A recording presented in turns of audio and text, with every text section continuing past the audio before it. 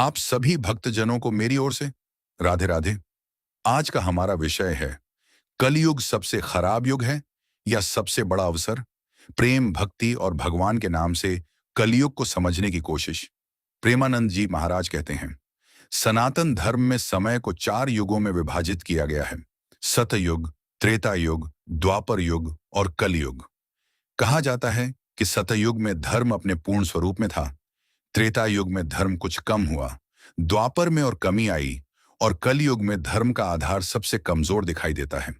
आज मनुष्य के जीवन में चिंता है, तनाव है, लालच है, क्रोध है, ईर्ष्या है, मोह है और प्रतिस्पर्धा है। रिश्तों में स्वार्थ बढ़ रहा है। धन को सफलता का पैमाना मान लिया गया है। मनुष्य के पास साधन बहुत हैं, लेकिन मन की शांति कम होती जा रही है। विज्ञान ने संसार को सुविधाओं से भर दिया, लेकिन मनुष्य अपने ही मन को समझने में कठिनाई महसूस कर रहा है। इसीलिए अक्सर कहा जाता है, कलयुग सबसे खराब युग है। लेकिन क्या केवल इतना कहना पर्याप्त है? क्या कलयुग वास्तव में केवल पाप, अधर्म और दुख का युग है? या फिर इस युग में भगवान तक पहुंचने का कोई ऐसा सरल मार्ग भी है, जो पहले के युगों की तुलना में अधिक सहज है? भक्ति परंपरा में भगवान के नाम का स्मरण, सत्संग, साधु संतों की संगति और निष्कपट प्रेम को विशेष महत्व दिया गया है। इसलिए कलयुग को समझते समय केवल उसकी बुराइयों को देखना पर्याप्त नहीं है। हमें यह भी समझना होगा कि इस युग में मनुष्य के लिए आध्यात्मिक जागरण का मार्ग क्या है। 1. कलयुग को खराब क्यों कहा जाता है? कलयुग की सबसे बड़ी समस्या बाहर की दुनिया नहीं, बल्कि मनुष्य का चंचल मन है। मनुष्य के पास आज पहले से अधिक जानकारी है, लेकिन विवेक की कमी हो सकती है। उसके पास अनेक साधन हैं, लेकिन संतोष कम हो सकता है। उसके पास लोगों से जुड़ने के लिए अनेक माध्यम हैं, लेकिन भीतर से अकेलापन भी बढ़ सकता है। मनुष्य लगातार कुछ पाने की दौड़ में लगा हुआ है। एक व्यक्ति सोचता है, जब मेरे पास पैसा आएगा तब मैं खुश होऊंगा। पैसा आता है तो मन कहता है, अब इससे अधिक चाहिए। फिर मन कहता है, जब मेरा घर बड़ा होगा तब सुख मिलेगा। घर बड़ा होता है तो मन कहता है, अब समाज में मेरी प्रतिष्ठा बढ़नी चाहिए। प्रतिष्ठा आती है तो तुलना शुरू हो जाती है। यही तुलना धीरे धीरे मनुष्य को अशांत करती है। कलयुग की सबसे बड़ी विडंबना यही है कि मनुष्य सुख की तलाश में ऐसे रास्तों पर चल पड़ता है, जो अंततः उसे और अधिक बेचैन कर देते हैं। 2. कलयुग का सबसे बड़ा दोष मन की अशांति। मनुष्य के पास संसार को बदलने के लिए बहुत कुछ है, लेकिन अपने मन को बदलना सबसे कठिन लगता है। मन कहता है, मुझे यह चाहिए। फिर दूसरी वस्तु दिखाई देती है, नहीं, अब यह चाहिए। फिर तीसरी चीज, वह व्यक्ति मुझसे आगे क्यों है? और फिर तुलना, ईर्ष्या और बेचैनी शुरू हो जाती है। जिस व्यक्ति के पास कम है, वह अधिक पाने के लिए परेशान है। जिसके पास अधिक है, वह उसे खोने के डर से परेशान है। जिसके पास प्रतिष्ठा है, वह प्रतिष्ठा जाने के डर से परेशान है। जिसके पास संबंध है, वह संबंध टूटने के डर से परेशान है। और जो अकेला है, वह अकेलेपन से परेशान है। अर्थात समस्या केवल वस्तुओं की कमी नहीं है, समस्या मन की अतृप्ति है। 3. कलयुग में मनुष्य की सबसे बड़ी भूल। मनुष्य बाहर शांति खोजता है। वह सोचता है, जगह बदल दूंगा तो मन शांत हो जाएगा, नौकरी बदल दूंगा तो तनाव खत्म हो जाएगा, पैसा बढ़ जाएगा तो चिंता खत्म हो जाएगी, लोग मेरी प्रशंसा करने लगेंगे तो मुझे अच्छा लगेगा। लेकिन थोड़े समय बाद वही मन फिर नई समस्या खड़ी कर देता है। इसीलिए आध्यात्मिक दृष्टि से जीवन का सबसे महत्वपूर्ण कार्य बाहरी परिस्थितियों को बदलना नहीं, बल्कि अपने भीतर की दिशा बदलना है। यदि मन भगवान की ओर मुड़ जाए तो कठिन परिस्थिति में भी मनुष्य को सहारा मिल सकता है।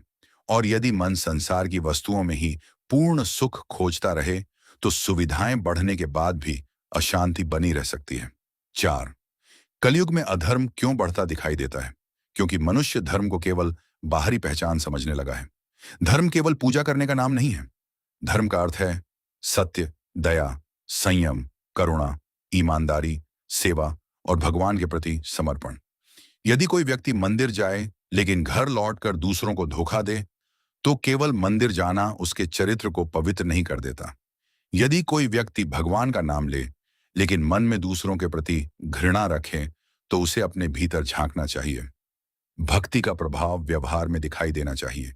यदि नाम स्मरण के बाद क्रोध कम हो रहा है, अहंकार कम हो रहा है, लोभ कम हो रहा है, दूसरों के प्रति दया बढ़ रही है, तो साधना जीवन को बदल रही है। 5, कलियुग का सबसे बड़ा शत्रु अहंकार। अहंकार मनुष्य को यह विश्वास दिलाता है, मैं ही सही हूं, मुझे सब पता है, मेरे बिना कुछ नहीं हो सकता, मैं सबसे बड़ा हूं। लेकिन समय किसी को स्थायी रूप से बड़ा नहीं रहने देता। आज जो शक्तिशाली है कल कमजोर हो सकता है। आज जिसके पास धन है कल परिस्थितियां बदल सकती हैं। आज जिसके पास प्रसिद्ध है कल लोग उसे भूल सकते हैं। इसलिए आध्यात्मिक जीवन का एक महत्वपूर्ण आधार विनम्रता है।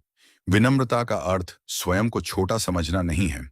विनम्रता का अर्थ है अपनी सीमाओं को समझना और ईश्वर की सत्ता को स्वीकार करना। 6, कलयुग में क्रोध क्यों बढ़ रहा है? क्योंकि मनुष्य चाहता है कि संसार उसकी इच्छा के अनुसार चले। जब कोई उसकी बात नहीं मानता तो क्रोध आता है। जब कोई उसकी आलोचना करता है तो क्रोध आता है। जब कोई उससे आगे निकल जाता है तो ईर्ष्या होती है। जब कोई उसकी इच्छा के अनुसार व्यवहार नहीं करता तो मन दुखी होता है। इसलिए क्रोध को केवल बाहर की घटना से जोड़ना सही नहीं है। क्रोध के पीछे अक्सर हमारी अपेक्षाएं छिपी होती हैं।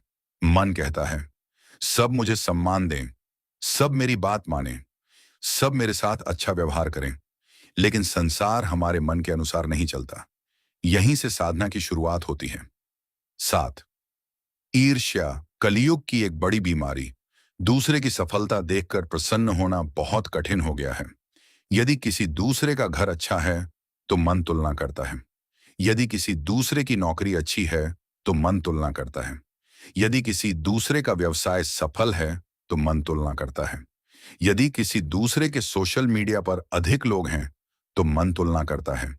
यह तुलना धीरे धीरे मनुष्य की शांति छीन लेती है। दूसरे की सफलता आपके जीवन की असफलता नहीं है। दूसरे की उपलब्धि आपकी कीमत कम नहीं करती। हर व्यक्ति की यात्रा अलग है। इसलिए ईर्ष्या के स्थान पर शुभकामना रखना सीखना चाहिए। जब हम दूसरों की सफलता पर प्रसन्न होना सीखते हैं तब मन हल्का होने लगता है। 8, कलयुग में धन की भूमिका। धन जीवन के लिए आवश्यक है। धन से घर चलता है, परिवार की जरूरतें पूरी होती हैं। इसलिए धन को बुरा कहना उचित नहीं है। समस्या धन में नहीं, धन के प्रति आसक्ति में है। जब धन साधन से लक्ष्य बन जाता है तब समस्या शुरू होती है। यदि मनुष्य धन कमाए लेकिन धर्म न छोड़े तो धन उपयोगी हो सकता है। लेकिन यदि धन के लिए सत्य, संबंध, ईमानदारी और आत्मसम्मान बेच दिया जाए तो धन जीवन को समृद्ध करने के बजाय भीतर से खाली कर सकता है। 9, रिश्तों में कलयुग का प्रभाव। आज रिश्ते बहुत जल्दी बनते हैं और कभी-कभी बहुत जल्दी टूट भी जाते हैं। छोटी सी बात पर लोग वर्षों के संबंध समाप्त कर देते हैं। क्यों? क्योंकि प्रेम में सहनशीलता कम हो रही है। हर व्यक्ति चाहता है कि दूसरा उसे समझे, लेकिन स्वयं दूसरे को समझने की कोशिश कम करता है। हर व्यक्ति सम्मान चाहता है, लेकिन स्वयं सम्मान देने में कठिनाई महसूस करता है। हर व्यक्ति क्षमा चाहता है, लेकिन स्वयं क्षमा करने में कठिनाई होती है। सच्चे संबंध अधिकार से नहीं, त्याग से टिकते हैं। जहां केवल मुझे क्या मिला का प्रश्न हो, वहां प्रेम कमजोर पड़ जाता है। जहां मैं क्या दे सकता हूं का भाव आता है, वहां संबंध मजबूत होते हैं। 10, कलयुग में अकेलापन। आज मनुष्य हजारों लोगों से डिजिटल रूप से जुड़ा हो सकता है, लेकिन भीतर से अकेला महसूस कर सकता है। क्योंकि संपर्क और संबंध अलग अलग चीजें हैं। किसी का संदेश मिलना और किसी का मन से साथ देना अलग बात है। आध्यात्मिक दृष्टि से मनुष्य को यह समझना चाहिए कि संसार के सभी संबंध महत्वपूर्ण हैं, लेकिन परम आश्रय ईश्वर में है। जब मनुष्य भीतर से भगवान के प्रति जुड़ता है तब अकेलेपन का अनुभव धीरे धीरे बदल सकता है। 11, कलयुग में भगवान का नाम। भक्ति परंपरा में भगवान के नाम का विशेष महत्व बताया गया है। नाम स्मरण का अर्थ केवल शब्द बोलना नहीं है। नाम लेते समय मन को भी भगवान की ओर मोड़ने का प्रयास होना चाहिए। सुबह उठकर कुछ समय शांत होकर भगवान का नाम लेना, चलते समय नाम का स्मरण करना, काम करते हुए भीतर भगवान को याद रखना, सोने से पहले दिन भर के व्यवहार पर विचार करना। ये छोटी छोटी बातें जीवन में बड़ा परिवर्तन ला सकती हैं। साधना हमेशा कठिन या लंबी हो, ऐसा आवश्यक नहीं। नियमितता बहुत महत्वपूर्ण है। अंतिम संदेश। भाई, जीवन बहुत छोटा है। हम यह तय नहीं कर सकते कि हमारा जन्म किस युग में हुआ। हम यह भी तय नहीं कर सकते कि संसार में कौन कैसा व्यवहार करेगा। लेकिन एक बात हमारे हाथ में है, हम स्वयं कैसे बनेंगे। हम दूसरों की सोच नहीं बदल सकते, लेकिन अपनी सोच बदल सकते हैं। हम दूसरों का व्यवहार नियंत्रित नहीं कर सकते, लेकिन अपनी प्रतिक्रिया नियंत्रित कर सकते हैं। हम संसार की सारी समस्याएं समाप्त नहीं कर सकते, लेकिन अपने घर में शांति का दीपक जला सकते हैं। हम हर व्यक्ति को भगवान की ओर नहीं मोड़ सकते, लेकिन स्वयं भगवान की ओर मुड़ सकते हैं। और शायद यही सबसे बड़ा परिवर्तन है। जब मनुष्य भगवान का नाम लेकर अपने भीतर झांकता है, तब धीरे धीरे उसे समझ आने लगता है कि असली समस्या केवल कलयुग नहीं है। असली संघर्ष उसके अपने मन के भीतर है। मन को जीत लिया तो कठिन समय में भी शांति मिल सकती है। मन हार गया तो सुविधाओं के बीच भी अशांति बनी रह सकती है। इसलिए कलयुग को कोसने से अधिक आवश्यक है अपने जीवन को साधना।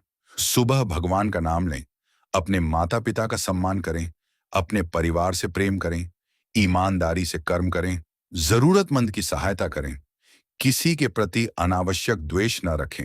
गलती हो तो क्षमा मांगें, दूसरे की गलती हो तो जहां संभव हो क्षमा करें। और सबसे बढ़कर भगवान को अपने जीवन से अलग मत कीजिए। सुख में भगवान को याद कीजिए, दुख में भगवान को याद कीजिए, सफलता में भगवान को याद कीजिए, असफलता में भगवान को याद कीजिए। क्योंकि संसार की परिस्थितियां बदलती रहेंगी, लोग आते जाते रहेंगे, धन आएगा और जाएगा, यौवन आएगा और चला जाएगा, सम्मान मिलेगा और कभी कभी अपमान भी मिलेगा। लेकिन यदि मन में भगवान के प्रति श्रद्धा और प्रेम बना रहा, तो जीवन की कठिन राह पर भी मनुष्य को एक आंतरिक सहारा मिलता रहेगा। यही भक्ति की शक्ति है, यही आत्मचिंतन का मार्ग है, और यही संदेश हमें याद रखना चाहिए।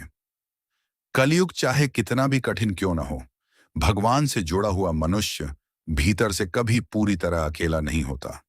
ऐसे ही हमारे और भी वीडियो देखने के लिए हमारी YouTube चैनल को सब्सक्राइब करें। राधे राधे।